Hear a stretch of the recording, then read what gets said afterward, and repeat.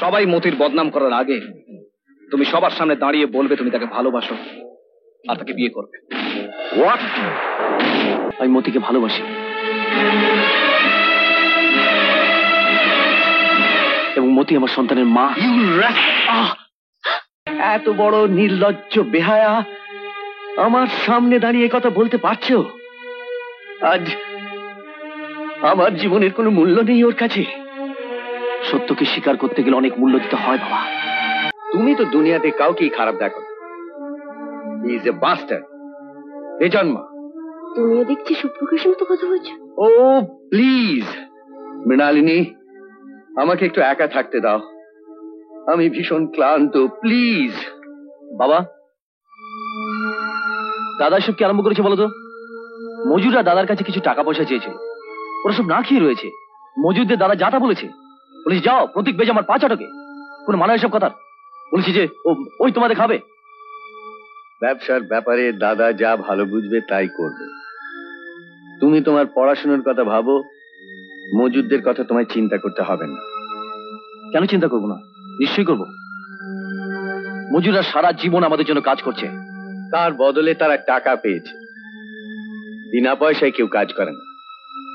কিন্তু এখন আমাদের ব্যবসা বন্ধ, টাকা দেবো কোত্থেকে? ঘর থেকে। যে ঘরের সিন্ধুকে তাদেরই রক্ত জল করা পরিশ্রমের মূল্য জমা রয়েছে। সুশোভন, তোর বাবার এখন এমনিতেই মন মেজাজ ভালো নেই, তুই যা। দাঁড়াও, এর আগে কোনোদিন আমি তোমাকে আমার সামনে এরকম মাথা উঁচু করে বুক ফুলিয়ে কথা বলতে শুনিনি বা দেখিনি। আজই প্রথম। তাই আমি জানতে চাইছি, এইসব কথাবার্তা শিখলে কোত্থেকে? হঠাৎ এই পরিবর্তন এলো কোথা থেকে?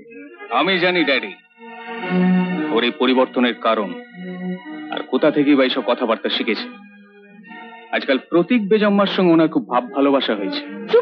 তুমি একটু চুপ করো মৃণালিনী। একটা কথা আমার জানা দরকার, যাদের উপর ভরসা করে আমি এত বড় ব্যবসা গড়ে তুলেছি, এত সম্পত্তি করেছি, তারা আমারই জামার তলায় লুকিয়ে থাকা বিষাক্ত সাপ কি না, আমারই অজান্তে কোনোদিন আমাকেই ছোবল মারবে কি না।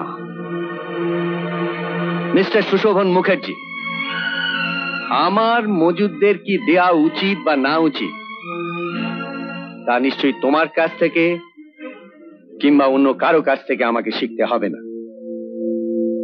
অতএব ভবিষ্যতে আমার কাজের কোনো ব্যাপারে তুমি আমাকে উপদেশ না দিলেই আমি খুশি হব। বামুন ঠাকুর যা রান্না করে দেবে তাই আমাকে খেতে হবে? সে পাঠশালা আমি পড়িনি বাবা, কারণ খেতে তো আমাকেই হবে। আর মুখ বুঝে ছাই পাশ খাওয়ার ছেলে আমি নই, কারণ তোমার ভুলের প্রায়শ্চিত্ত হয়তো আমাদেরই করতে হবে, হয়তো তাই করছি।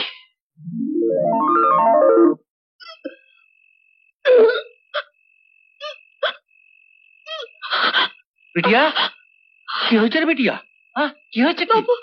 বাবা শরীরটা বড় চনমন করতেছে, বমি হইল আর মাথাও করতেছে। তুই একটু লেটে যা, তুই একটু লেটে যা। আমি দৌড়াই গিয়ে পল্লবী দিদিকে বলি, সাথ সাথ ডাক্তার বাবুকে भी লিয়ে আসি। তুই ঘাবড়াস না বিটিয়া, একদম ঘাবড়াবি না, আমি এক্ষুনি আসছি। মতিকে আমি অনেক আগেই সাবধান করেছিলাম, জানি না সুশোভন ওকে বিয়ে করবে কিনা, সুধাংশু বাবু মতিকে মেনে নেবেন কিনা। যদি না নেন তাহলে? আমার জীবনে কোনো যদি নেই পল্লবী, হয় হ্যাঁ নয় না। হ্যাঁ হলে ভালো, আর যদি না হয় তাহলে সুধাংশু মুখার্জির বাড়ি ঘর আমি সব আগুনে জ্বালিয়ে ছারখার করে দেবো। মৃণালিনী, তুমি আমার এখানে? সুশোভনকে ডাকুন। সুশোভন? কেন বাবা, কি ব্যাপার? আরে প্রতীকদা, তুমি? সুশোভন, তুমি আমার সঙ্গে এক্ষুনি বস্তিতে চলো। কেন? সবাই মতির বদনাম করার আগে তুমি সবার সামনে দাঁড়িয়ে বলবে তুমি তাকে ভালোবাসো আর তাকে বিয়ে করবে। হোয়াট? মতিকে বিয়ে? আগে হ্যাঁ, যাকে ও ভালোবাসে, যে ওর সন্তানের মা হতে চলেছে, তাকে বিয়ে করবে না? কি সুশোভন? ইম্পসিবল। আমার ছেলে কখনো ওরকম একটা বস্তির মেয়েকে বিয়ে করতে পারে না। ভালোবাসতে পারে অথচ বিয়ে করতে পারে না, তার মানে আর একটা প্রতীক বেজম্মা জন্মাবে এই জঙ্গলে, তাই না? প্রতীক, প্রতীক তুমি এখন যাও বাবা, ওর শরীরটা ভালো নেই, প্রেশারটাও বেড়েছে, ডাক্তারবাবু বলেছেন যে। আপনি অন্তত একটু বোঝার চেষ্টা করুন, একটা মেয়ে যে। মৃণালিনী, ওর কোনো কথা শুনো না, এটা ওর ষড়যন্ত্র। তাই সুশোভনের নামে মিথ্যে। না না বাবা, মিথ্যে নয়। আমি মতিকে ভালোবাসি এবং মতি আমার সন্তানের মা।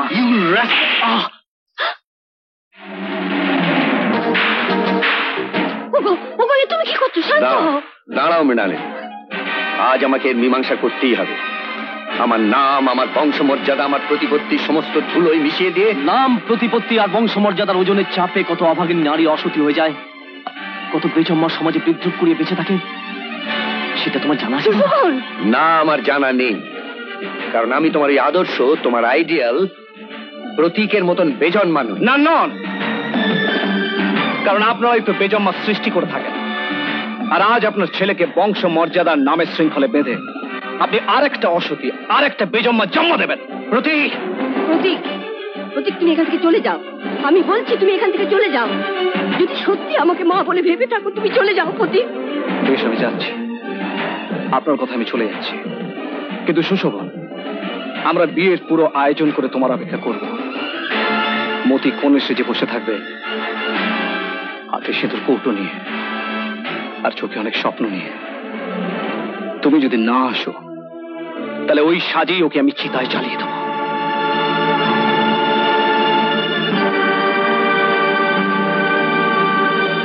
সুশোভন, তুই এখন কোথায় যাচ্ছিস? দেখছিস তোর বাবা কিভাবে ভেঙে পড়েছে। শেষকালে তোর জন্য তোর বাবার জীবনটাই না। আর আমি না গেলে যে আরো দুটো জীবন শেষ হয়ে যাবে মামুনি, মতির আর আর আমার সন্তানের। তোমার সন্তান? Just see Mrinalini, just see, এত বড় নির্লজ্জ বেহায়া আমার সামনে দাঁড়িয়ে কথা বলতে পারছো? আজ আমার জীবনের কোনো মূল্য নেই ওর কাছে। সত্যকে স্বীকার করতে গেলে অনেক মূল্য দিতে হয় বাবা। সত্যকে স্বীকার করার জন্য আমি তোমার এই বাড়ি, প্রতিপত্তি, অর্থ সবকিছুকে অস্বীকার করতে পারি। এমনকি সত্যকে স্বীকার করার জন্য আমি আমার জীবন দিতে পারি। সুশোভন, তুই এসব কি বলছিস বাবা? তোর অসুস্থ বাবার সামনে তুই তোর বাবাকে এভাবে কষ্ট দিচ্ছিস কেন? আঘাত দিচ্ছিস কেন? আমি কাউকে আঘাত দিতে চাই না মামুনি, কিন্তু ন্যায় অন্যায় ভালো মন্দ বোঝার মতন বয়স আমার হয়েছে। আমি যাকে ভালোবেসেছি সে বস্তির মেয়ে হোক আর পাশের ঘর থেকে অনেকক্ষণ ধরে সব শুনছিলাম, এছাড়া আর কোনো উপায় ছিল না আমার। ওকে ওপরের ঘরে নিয়ে গিয়ে শুয়ে দে, ঘরে তালা দিয়ে দিস, আর দারোয়ানদের বল গেট বন্ধ করে দিতে, লাঠিয়ালদের বল পাহারা দিতে, যাতে বেরোতে না পারে।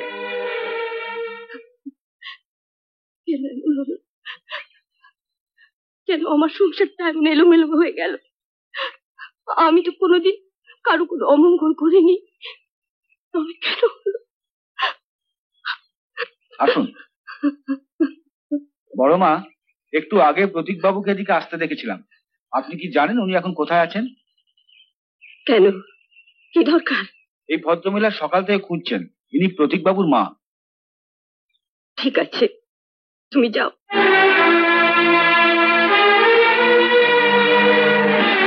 প্রতীক একটু আগেই চলে গেছে। কোথায় গেছে? বোধহয় শিবনারায়ণ বাবুর ওখানে গেছে। শুনুন, আপনার সঙ্গে একটু দরকার ছিল।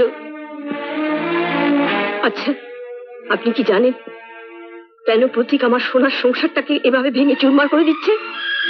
কেন আমার স্বামীকে সর্বশান্ত করে দিচ্ছে? কেন তাকে আঘাতে আঘাতে ক্ষত বিক্ষত করে দিচ্ছে? আপনি তো তার মা, আপনি নিশ্চয়ই জানেন। বলুন না, বলুন কেন প্রতীক এরকম করছে? আমি জানি না বোন, জানি না। আপনি জানেন আমার স্বামী আজ অসুস্থ, আপনার ওই প্রতীকের জন্যে। ডাক্তার বলেছে আর সামান্য আঘাত পেলে সে সহ্য করতে পারবে না। আপনি তো স্বামী হারা, বিধবা। স্বামী মেয়েদের কাছে কতখানি তা তো আপনি জানেন। স্বামী ছাড়া মেয়েদের আর কিছু নেই। বলুন বলুন বলুন না। আমার পা ছাড়ুন লক্ষ্মীটি। আমার পা ধরে আমাকে অপরাধী করবে না বোন। বোন বলে যখন ডেকেছ তখন দিদির পা ধরতে বাধা কিসে? দিদি নিশ্চয়ই চায় বোনের মঙ্গল হোক। বোনের স্মৃতির সিঁদুর মুছে যা, তা নিশ্চয়ই দিদি চায় না। এ কি বলছেন বোন? আমি কি এতই নিষ্ঠুর, এতই পাপিষ্ঠা যে? জানো দিদি, জানো আমার মধ্যে না তোমার প্রতীক তোমায় দেখতে পাই। ওর কাছে শুনেছি তুমিও নাকি কৃষ্ণের ভক্ত। কি অদ্ভুত যোগাযোগ দেখো। একটু আগেই আমি ঠাকুরের কাছে মাথা ফুটে মরছিলাম, প্রতীক যেন আমার এই সংসারটা ছাড়খাড় করে না দেয়। আর ঠিক সেই সময় তুমি এলে। ঠাকুরই তোমাকে পাঠিয়েছে। দিদি, দিদি তোমার ঠাকুরের সামনে দাঁড়িয়ে তুমি আজই কথা দাও, তুমি এখনই প্রতীককে এখান থেকে নিয়ে চলে যাবে। বলো, কথা দাও দিদি।